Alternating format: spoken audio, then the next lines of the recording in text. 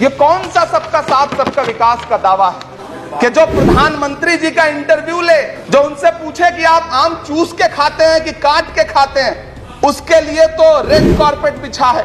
जो अभिनेत्रियां उनकी विचारधारा के समर्थन में बात करें, उनके लिए जेड सिक्योरिटी है। लेकिन वो शाहरुख खान जो पूरी दुनिया में भारत के तिरंगे का मान बढ़ाता है, उसके लिए सोशल मीडिया पे किस तरह के ट्रेंड चलाए जाते हैं। कौन सा सबका साथ सबका विकास है महोदय? इसी दिल्ली में एक सांसद पाए जाते हैं, सत्ताधारी पार्टी के सांसद हैं, वो अपने कार्यक्रमों में सार्वजनिक मंचों पे खड़े होकर कहते हैं कि मुसलमानों का आर्थिक बहिष्कार करो। आप कह रहे हैं सबका साथ सबका विकास। कैसे होगा सबका साथ सबका विकास कि दिल्ली पुलिस उस पर कोई कार्रवाई नहीं करती, उल्टा जो मीडिया उसको दिखाने का प्रयास करती है उनको नोटिस भेजा जाता है। ये कौन सा सबका साथ सबका विकास है उपसभापति महोदय? प्रधानमंत्री जी अपने भाषणों में सबका साथ सबका विकास की बात करते हैं तो लोकसभा में एक भी टिकट ये सत्ताधारी दल किसी मुसलमान को नहीं देता, राज्यसभा में एक भी टिकट किसी मुसलमान को नहीं देता, विधानसभा में जो बड़े बड़े प्रदेश है उसमें एक भी टिकट मुसलमान को नहीं देता। ये कौन सा सबका साथ सबका विकास है? काहे का सबका साथ सबका विकास? ये नारा, ये दावा खोखला है। मैंने प्रधानमंत्री जी के भाषण सुने हैं। जब 3 तलाक पर बिल आ रहा था उपसभापति महोदय, तो प्रधानमंत्री जी कहते थे कि मैं अपने मुस्लिम बहनों को हक दिलाना चाहता हूं, उनके न्याय के लिए लड़ रहा हूं। तो उस भाषण के महज 2.5-3 घंटे बाद उनके गृह राज्य गुजरात में बिल्किस बानो के आरोपी रिहा किए जा रहे थे। उसी दिन उन्हें माला पहनाया जा रहा था, उनका सम्मान किया जा रहा था। ये कौन सा सबका साथ सबका विकास है? कई सारे मंत्री हैं जो ट्रेवल एजेंसी खोल के बैठे हैं, जो कहते हैं कि देशभक्ति हर दिन देशभक्ति साबित करो, चले जाओ वहां चले जाओ। मैं तो उनसे कहना चाहता हूं कि तुमने नफरत का जो बाजार सजाया हुआ है, तू ये कहता है मुसलमान पराया हुआ है, आजा दिल चीर के दिखलाऊं वतन का नक्शा, मेरा भारत मेरी सांसों में समाया हुआ है। तभी राकेश सिन्हा जी बात कर रहे थे, अभी नहीं है शायद, कहीं चले गए हैं आसपास। उन्होंने अपने भाषण में 23 बार सबका साथ सबका विकास की बात की। अभी गीता जी बोल रही थी, उन्होंने भी कहा कि सबका साथ सबका विकास का बजट आया है, लेकिन वो इसके ये जो रेजोल्यूशन है इसके विरोध में क्यों है, मैं समझ ही नहीं पा रहा हूं। अगर आप सबका साथ सबका विकास का दावा कर रहे हैं, सबका साथ सबका विकास के नारे लगा रहे हैं, तो अगर एक पर्टिकुलर एक कम्युनिटी जो जिस स्ट्रक्चर कमेटी की सिफारिशों में यह तय हो गया है कि वो दलितों से भी बदतर स्थिति में है, उसका आर्थिक सामाजिक स्थिति ऐसी है, अगर उसके उत्थान के लिए कोई बिल बात कर रहा है तो फिर उसके विरोध में है क्यों? दरअसल ये वही मानसिकता है जो लगातार काम कर रही है, जिसके तहत अमृत काल में भी जो बजट पेश किया जाता है उसमें जो अल्पसंख्यकों का बजट है उसमें 38% की कटौती की जाती है और फिर कहा जाता है कि हम सबका साथ सबका विकास का दावा कर रहे हैं। ये कौन सा सबका साथ सबका विकास का दावा है? मदरसों के जो शिक्षक हैं उनका कई साल से उनको वेतन नहीं दिया गया है। हमारे पास उनके फोन आते हैं, वो कहते हैं कि हमारी बात सदन में उठाइए, हम भूखों मर रहे हैं, हमारे घरों में चूल्हे नहीं जल रहे। हम जब उनकी बात यहां करें तो विरोध, लेकिन बातें क्या हैं? सबका साथ सबका विकास, सबका साथ सबका विकास। एक नारा सुनाई पड़ेगा कि सबका साथ सबका विकास। ये कैसा सबका साथ सबका विकास है?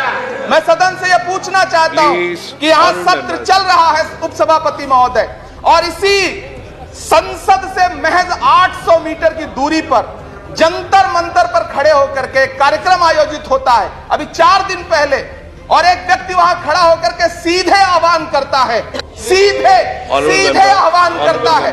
और सभापति उपसभापति महोदय, मैं पूछना चाहता हूं कि दिल्ली पुलिस उस पर कोई कार्रवाई नहीं करती, उल्टा जो मीडिया उसको दिखाने का प्रयास करती है उनको नोटिस भेजा जाता है। ये कौन सा सबका साथ सबका विकास है उपसभापति महोदय?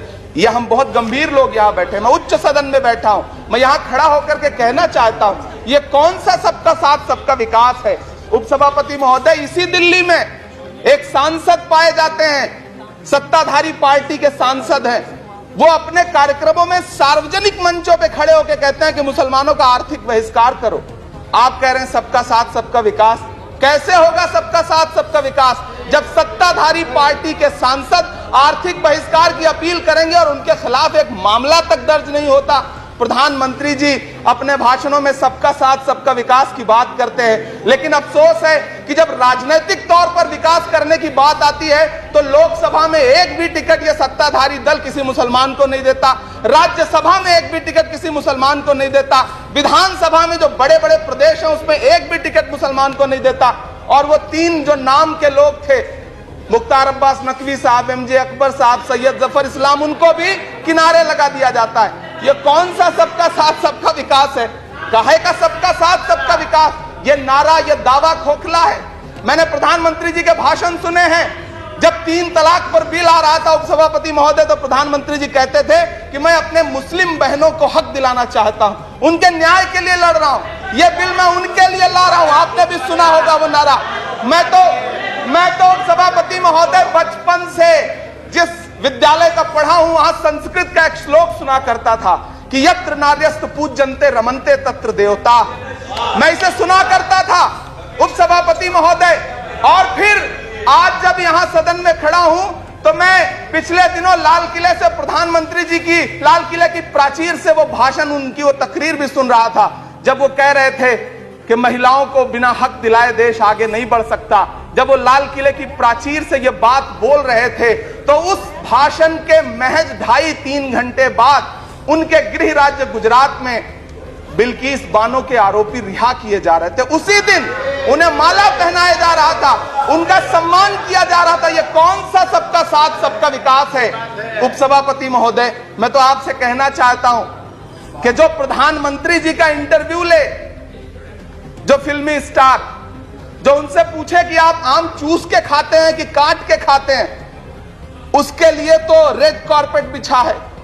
जो अभिनेत्रियां उनकी विचारधारा के समर्थन में बात करें, समर्थन से ज्यादा आगे बढ़ के बात करें, उनके लिए जेड सिक्योरिटी है।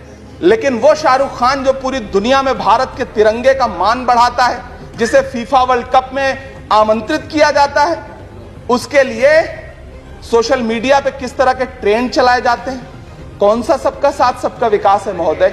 मेरा नाम इमरान है। मैं उस पीड़ा को महसूस करता हूं जिस पीड़ा का जिक्र अभी मनोज झा जी कर रहे थे। मैं उस पीड़ा से गुजरता हूं, इसलिए मैं आपसे यहां खड़ा होकर कहता हूं कि हम हर दिन सुनते हैं, कई सारे मंत्री हैं जो ट्रेवल एजेंसी खोल के बैठे हैं, जो कहते हैं कि देशभक्ति हर दिन देशभक्ति साबित करो, चले जाओ वहां चले जाओ। मैं तो उनसे कहना चाहता हूं कि तुमने नफरत का जो बाजार सजाया हुआ है, तू ये कहता है मुसलमान पराया हुआ है, आजा दिल चीर के दिखलाऊं वतन का नक्शा, मेरा भारत मेरी सांसों में समाया हुआ है। हम उसको किसी को हर दिन उसका सबूत नहीं देते फिरेंगे। ऐसे में अगर ये बिल मांग करता है कि मुसलमानों के शैक्षिक और उनके सामाजिक, उनके आर्थिक उत्थान के लिए सरकार उस पर ध्यान दे, तो फिर तकलीफ क्या है, दिक्कत क्या है? क्या आपका जो नारा है वो झूठा है? क्या सबका साथ सबका विकास का नारा सिर्फ खोखला है?